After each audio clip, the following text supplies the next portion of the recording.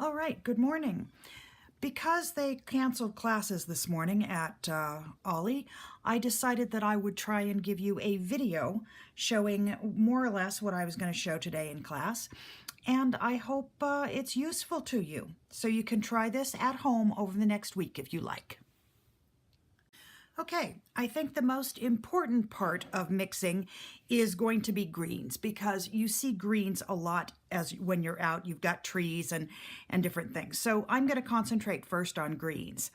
So as you see, I've got this broken down into a warm yellow with a warm blue, cool yellow with a warm blue, warm yellow with a cool blue, and cool yellow with a cool blue.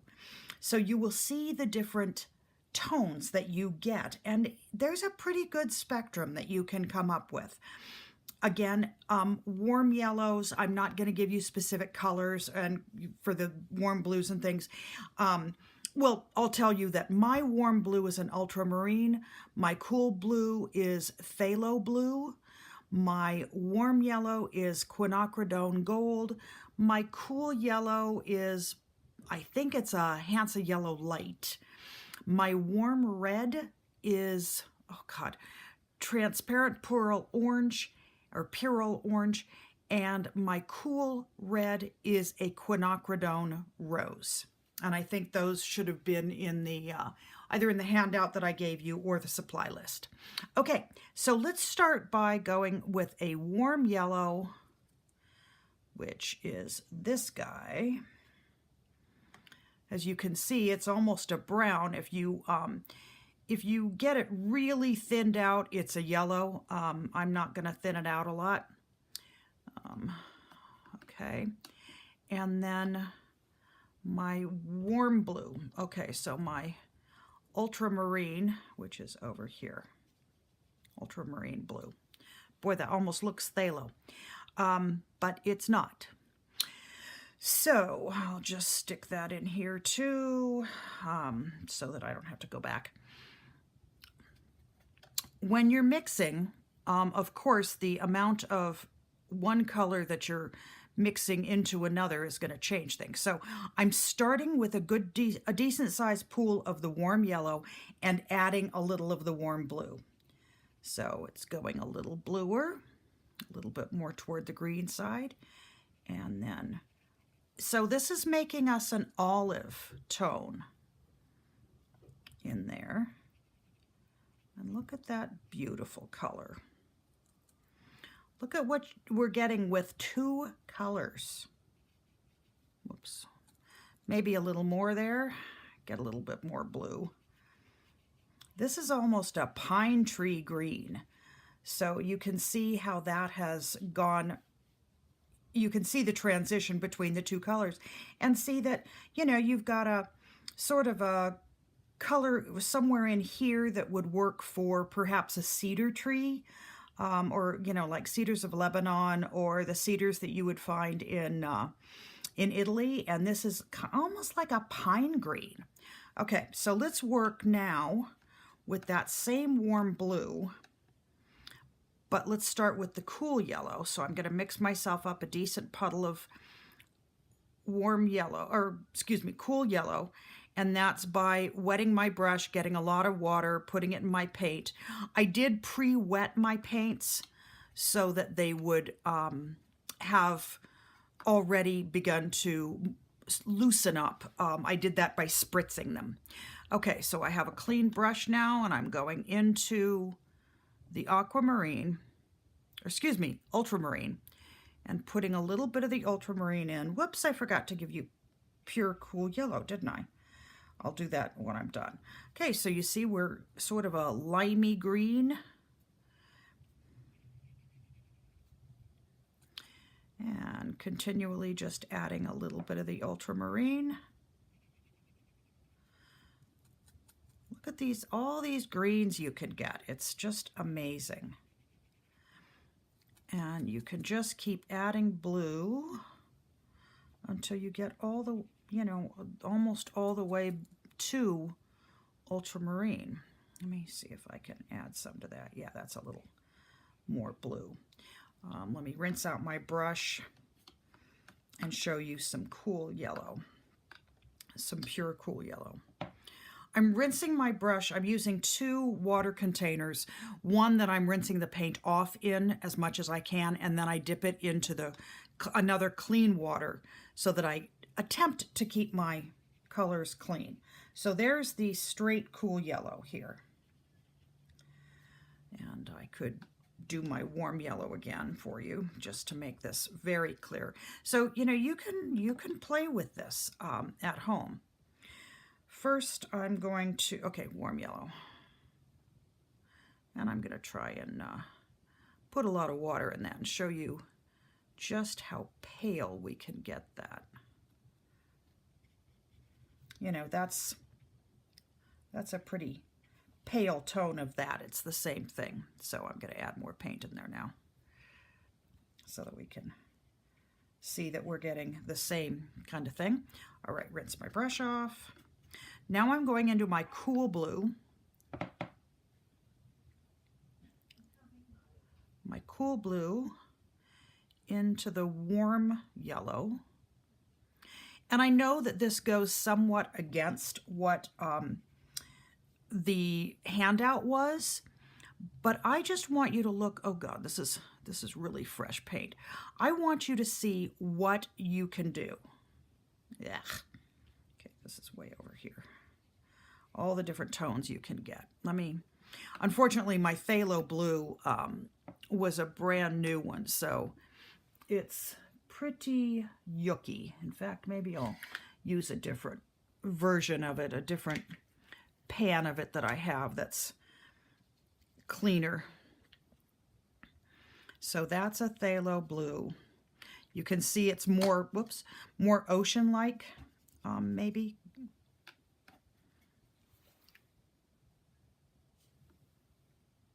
By the way, depending upon what brand of colors that you have, you know, if you have a French ultramarine, it's going to be a little bit more purple than this.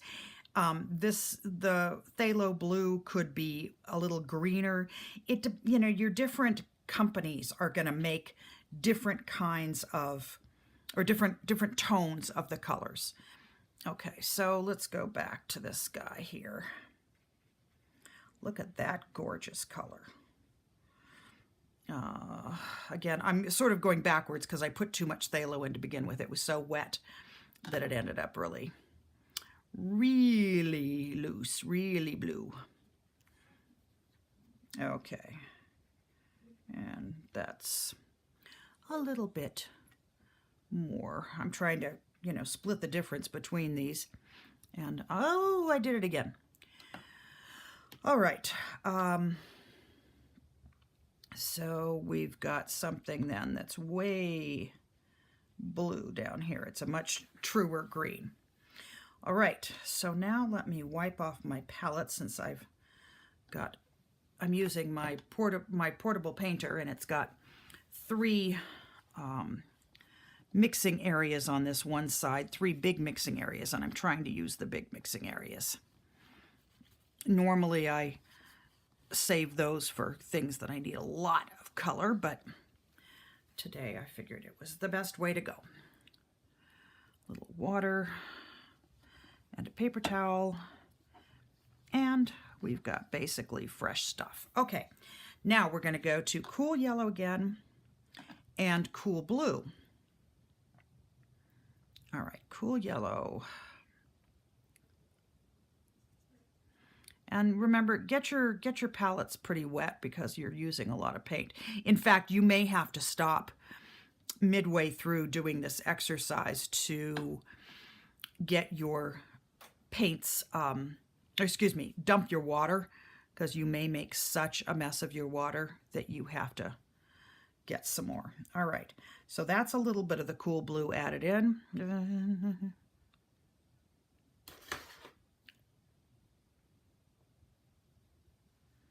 And that's a little more.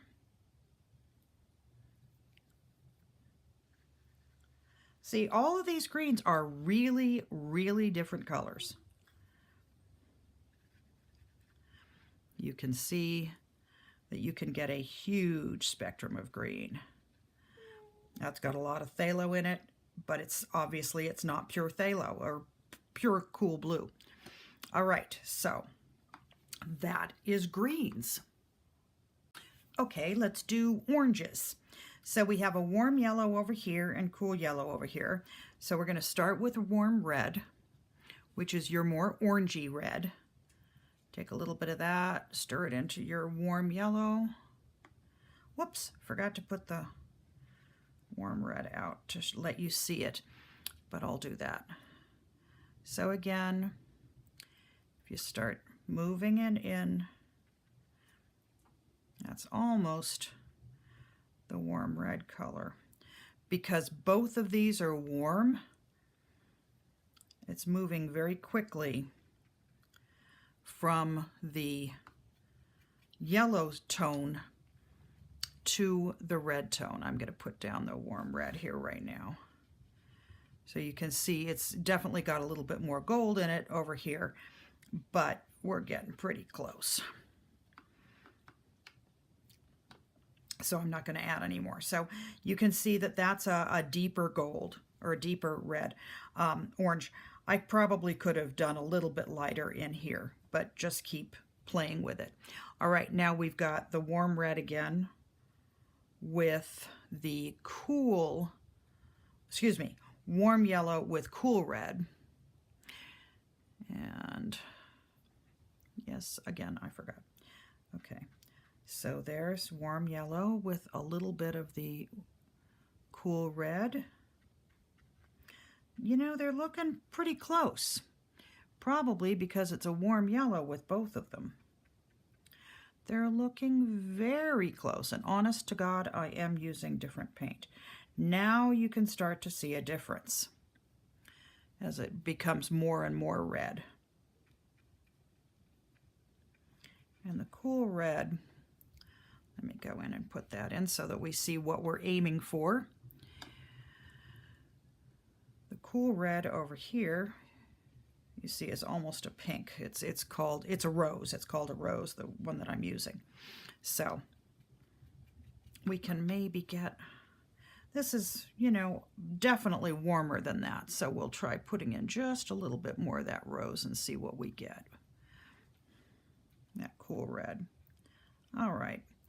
Now is where you're going to start seeing a little difference. Okay, when you've got your cool red and you're adding in your warm red to your cool red,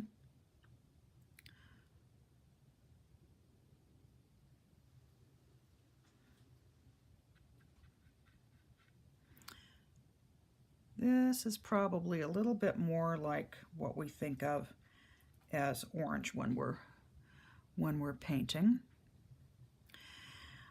By the way, if you read your color handout that I gave you, which there are links on the Facebook site and also on the blog site, you will see that if you mix cool red and warm red, you know, this is more of like a tomato red and this is a pinky red. So if you want a true red, you mix the two of them. The same with the blues and the same with the yellows. Though my yellows might not work because I use this gold color, which is different. Now let's try going from the cool yellow to the cool red. Might need a little bit more yellow in there. Okay. And now we go in our cool red.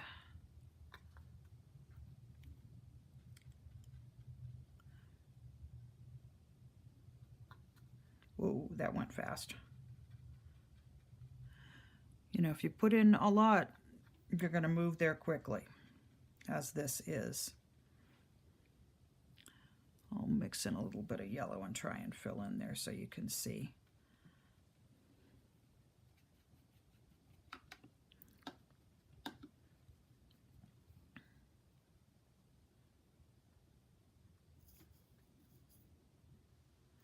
Yeah, maybe something more along like that. Of course, that's kind of watery as well, so it's not perfect, but you can see. So that's how to do oranges. You know, oranges are pretty simple.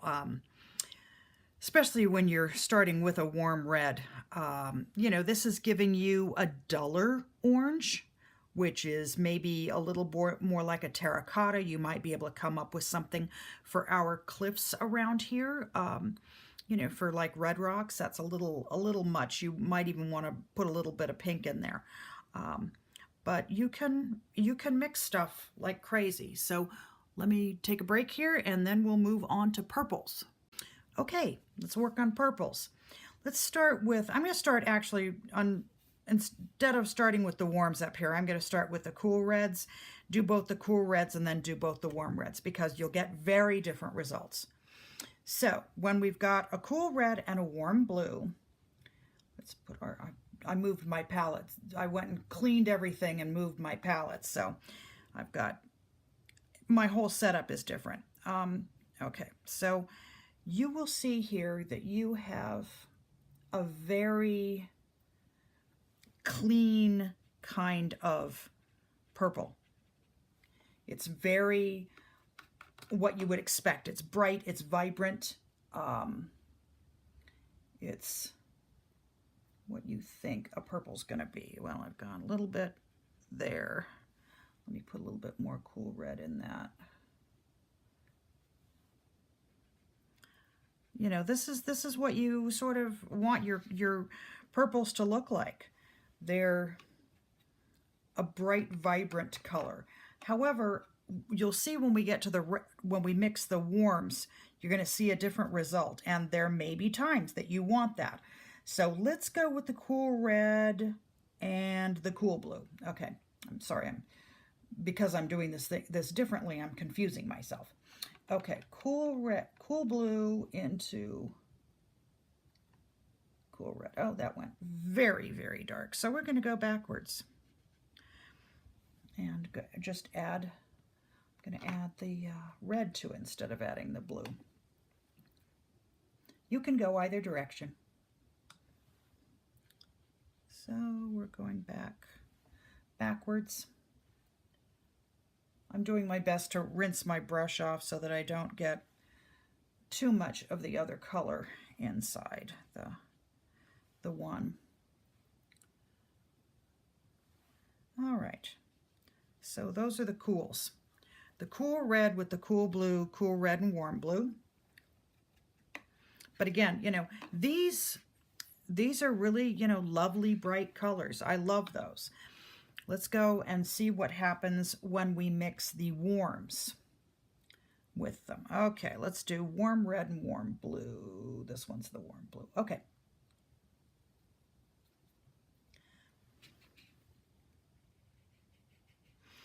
Look at that. It's almost brown.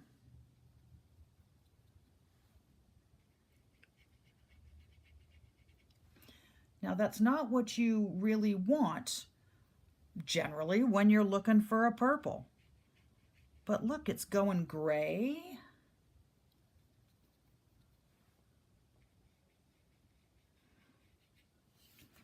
You have uses for things like that. That's something you could use for shadows when you're trying to go a deep grayish purple. Let me put just a little bit in there.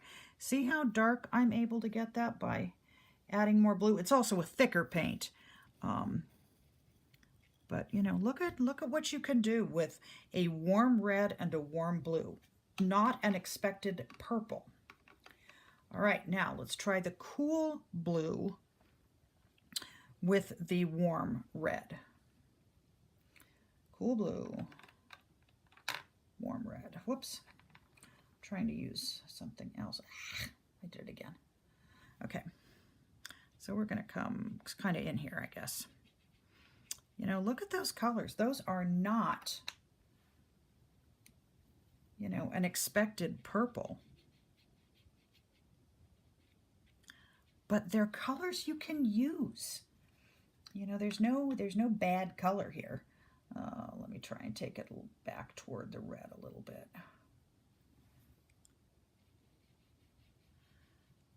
You know, this might work well for some red rock cliffs. You never know.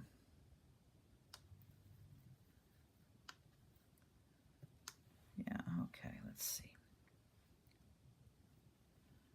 Okay, I think I may have pretty much done what I can do with this. But again, there's a halfway decent brownie color. So that's how you can work the purples, the combination of the reds and the blues. Some of them are bright purples, some of them are muted. You know, this is a purplish tone. This is a purplish tone, but as I say, those might be good for shadows. This could be used for shadows or deep water or something like that. So don't dismiss them. Finally, we're going to go into browns. Let me stop here a minute and clean my palette again.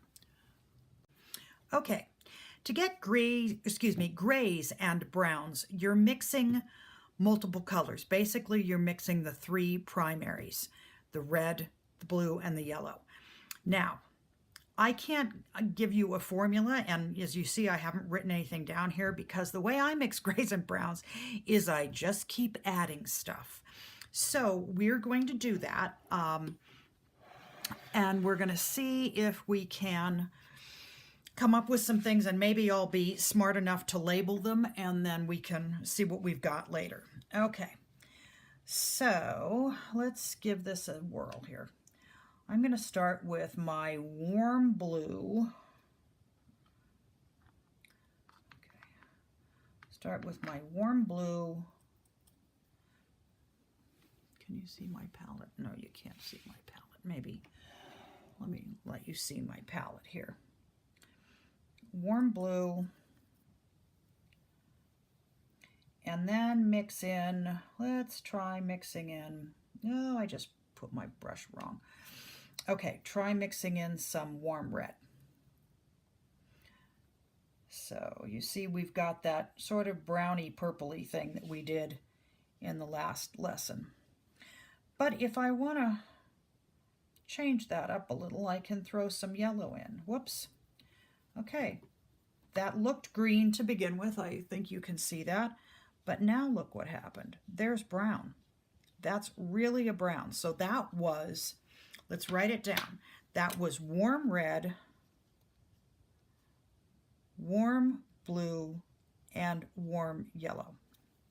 Okay, now let's try another one. Let's do that with the cools. So let's get some cool blue.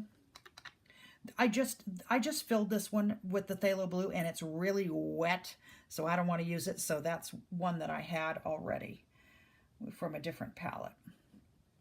I just did it again. See what happens? Look at this. It's just thick. Tons of paint, which is okay if you want tons of paint, but if you want to just pick up a little tiny bit, it's a pain. Okay, so, you know, there we're getting a beautiful purple. But let's throw some yellow in it. A little bit more yellow. And by the way, if you're not getting what you want with the with what you're using, use the other one. If you're using a cool yellow, try throwing a little warm yellow in. But there you've got a pretty decent gray. And if you can also change them. So let's see, this was a cool blue, cool red, cool yellow. Okay, so let's try to turn this brown that we did before into a gray. So what if I throw more blue into it? Will I get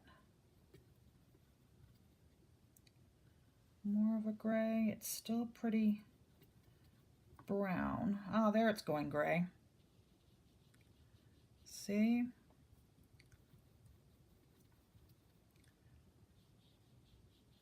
See how that became gray? That became gray with more blue. So it's lots of warm blue and then warm red and warm yellow. So if you can use the exact same colors in different proportions to get different colors. And you know, that one looks a little bit purple to me. This one right here with the cool colors. So I'm going to add a little bit more blue to that one, and see, it's more gray. So I'm just going to stop with that and let you play, because if you keep adding colors, and remember, I know you see these two colors over here. This one is exactly the same as that one, but it's just drier. This is burnt sienna, and this is a raw sienna that I just wanted to play with myself. But one of the classic ways of mixing a gray is with warm blue, which is ultramarine in this instance, and burnt sienna. So let me show you how that works. A little bit of burnt sienna and some. Okay, so that's a little bit of burnt sienna and ultramarine. Burnt sienna and ultramarine blue, or warm blue. Now, if I add a little bit more warm blue, it becomes a different gray. It's a bluer gray. But so this is often called, the burnt sienna is often called a convenience color, because it's a quick and easy way to do gray. It's a very classic way to do gray. But let's also look at what happens if I add burnt sienna and phthalo blue.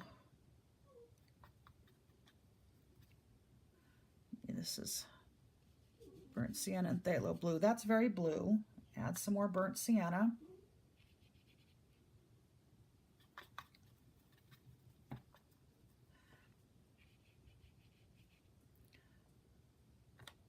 You know, you just keep sort of going back and forth until you get the color that you want. And you might want to throw a little something else into it. But that's all burnt sienna. This is burnt sienna and cool blue all the way down there. So again, just play and label them, because if you don't label them, you'll have these things all over the page that you don't remember how you got them. In fact, this is what I was playing with yesterday. And, you know, yesterday, now it's looking a little green, but this looked like a really lovely dark gray, and I have no idea how I got it. So that's your homework, for the week. Play with colors, and then we'll do some painting when we're back on next week. Thank you. Bye.